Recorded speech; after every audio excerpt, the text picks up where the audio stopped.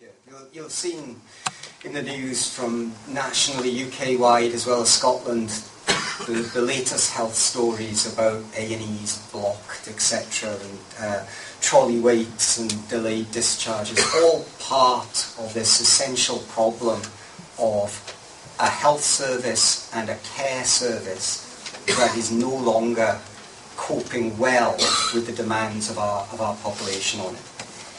And the political response to that has been quite interesting, I think, and it's varied slightly country to country, but it's broadly people are using the system in the wrong way, or there's not enough money, or managers need to get their fingers out and fix things, and people are trying to focus on here's the golden bullet solution. I have to start with a slightly depressing note, I think.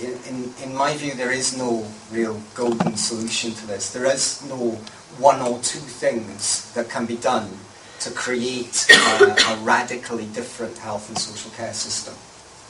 I think it's going to take a huge amount of work, and I think it's going to take a lot of different interventions before we can say with confidence that story that's just been played so powerfully in front of us isn't going to be repeated time after time in our hospitals and in our care systems. It's been claimed politically that there's a question of resources, and clearly resources are incredibly important in terms of what we are able to provide. Again, I'll get all my depressing stuff out of the way early on, right? Again, I am coming to you today with a view that I don't think we are going to get significant additional resources over the short to medium term. I am not hearing politicians talking about huge tax rises and huge amounts of investment into services. I don't think that's the macro environment we're playing in. So the last bit of my depressing message is, after there are no easy solutions, I don't think we're going to buy our way out of this problem. I don't think we're going to get an enormous investment pot to allow us to redesign health and social care. So with those depressing bits out of the way, I'll now move into positive mode of what we're trying to do locally. The political bill that's around health and social care integration is actually a very permissive bit of legislation. It allows you to take a number of different approaches to aligning better the services that health provide and the services that adult social care provides.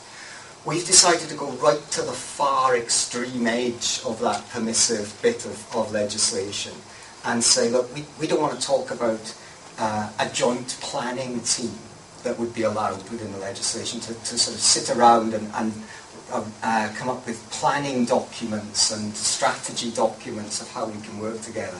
We don't think that's going to be the transformative change that creates a different pathway.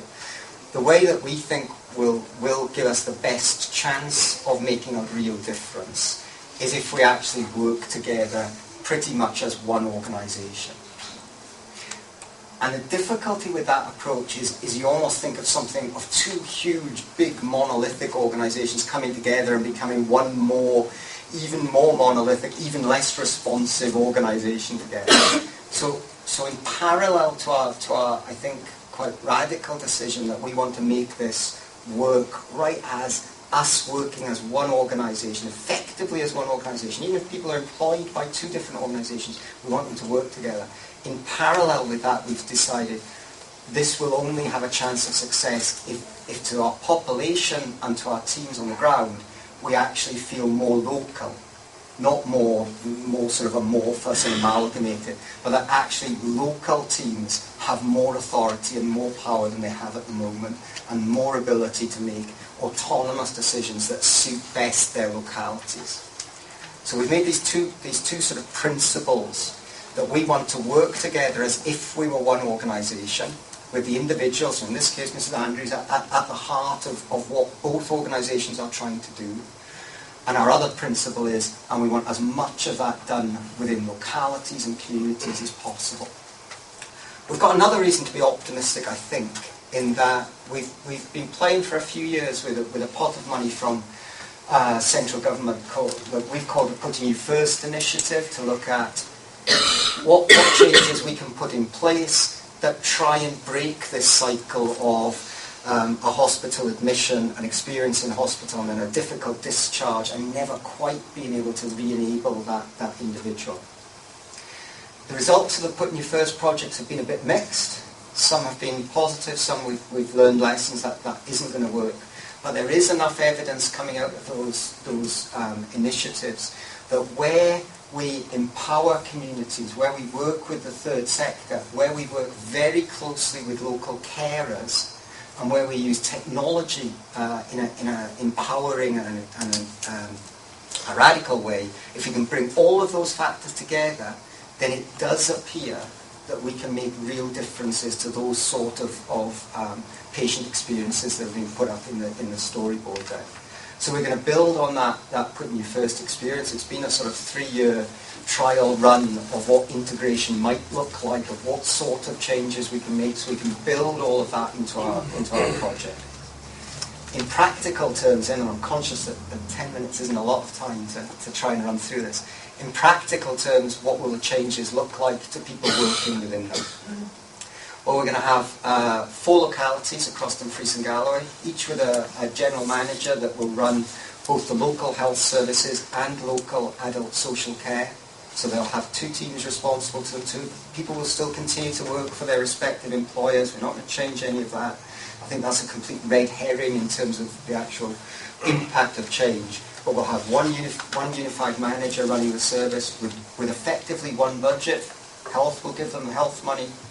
Gavin's team will give them the social work money, and that manager will be responsible for utilising that to the best effect in that locality.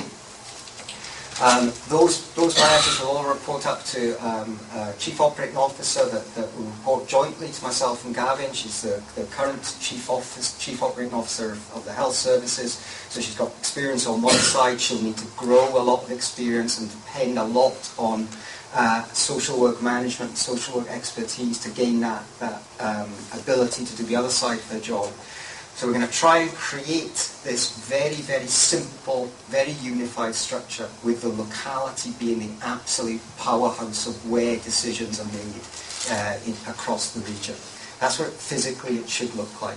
Quite a simple structure to draw. You can explain it quite easily down the pub when you're saying, what does the integration mean? Well, that's what it means in Dumfries and Galloway. It's not some new creation of a new body, essentially. It's what we've got being better aligned together. But a caveat to that, right? Although structurally this will be very simple, structurally it won't involve people switching jobs, switching employers, switching jobs. It'll enable teams to continue working as in the localities. This is not going to be business as usual. This has to be about radical change. If you look at what's happening in the rest of the UK, you can get, as I said right at the start, a bit thoughtful about our ability to succeed here. No system is currently winning this debate about how do you provide 21st century health and social care in a person-centred way within a broadly constrained amount of money.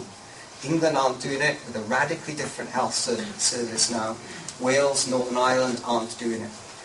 Northern Ireland's a particularly interesting example because their health and social care has been fully integrated for decades, and their A&Es are jammed up and their hospitals are declaring major incidents. So integration itself is not going to be this panacea that suddenly gets us into the sunlit uplands of wonderful person-centred care and every interaction being exactly as we'd intended. We will only achieve that step change if we allow the locality teams to really start taking some radically different approaches. That's quite scary to me as accountable officer, because it does mean that I lose a bit of the control that I feel I have at the moment. But I think I'm kidding myself, and I think Gavin would be kidding us himself if we thought that the future looks like the past in terms of how we run things here. The future has got to look different because the challenge of our demographic, the challenge of what our population requires is so different than it was 10, 20, 30 years ago. So unless we succeed in this very simple structure, in also creating a real ability for those localities to problem solve on their own and come up with a wide range of different solutions fitting to their communities and fitting to those localities. The integration itself won't fix things. And we need to be judged on that radicalism, on that problem solving in the communities, rather than how neatly we can put all this together on a piece of paper. So I started off a bit pessimistic, right? We are in the best position in Scotland and probably in the UK to make this work. We're the right size. We've got systems that broadly function to a good standard at the moment. We know there are issues, but broadly our performance is at the top end of what's being achieved in Scotland. We've got a cracking team of staff to work with in both social care and in health services. I wouldn't swap any key components of our teams with anyone else in Scotland. So we're in a fantastic starting point, but the future has to look different. And the only way I think we'll achieve that is by really empowering that local decision making, and that's what's going to be the test of our success. So I'm cautious, but I am optimistic we can pull this off. Thanks very much.